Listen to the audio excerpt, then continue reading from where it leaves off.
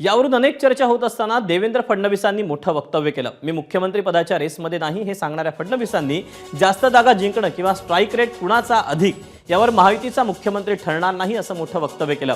तिन्ही पक्षाचे नेते बसून याबाबत निर्णय घेऊ असंही त्यांनी स्पष्ट केलं।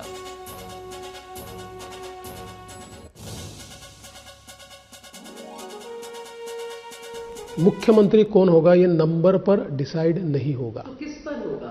ये स्ट्राइक रेट पर भी डिसाइड नहीं होगा। किस पे होगा? ये तीनों मिलकर बैठेंगे और हमको उस समय की परिस्थिति में क्या करना है इसके ऊपर इसका डिसीजन लेंगे।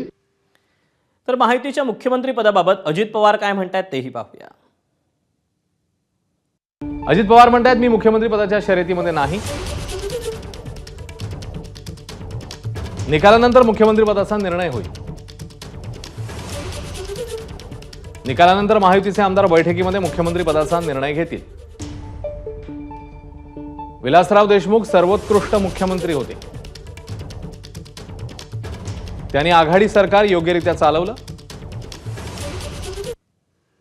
दरम्यान महायुतीच्या मुख्यमंत्री पदाच्या शर्यतीत असलेल्या एकनाथ शिंदेंनी देखील काय म्हटलंय आपण पाहूया। फडणवीसांना मुख्यमंत्रीपदी परत आणा असं शहा म्हणालेले नाहीत। महायुती आणि फडणवीस यांना विजयी करा असं शहा म्हणाले। शिंदेंच्या नेतृत्वात निवडणुका लढवू आणि निवडणुकीनंतर मुख्यमंत्री पदाचा निर्णय घेऊ असंही ते म्हणाले। फडणवीसांना उमेदवार म्हणून विजयी करा असा शहांच्या बोलण्याचा अर्थ होता। एबीपी माझा, उघडा डोळे बघा नीट।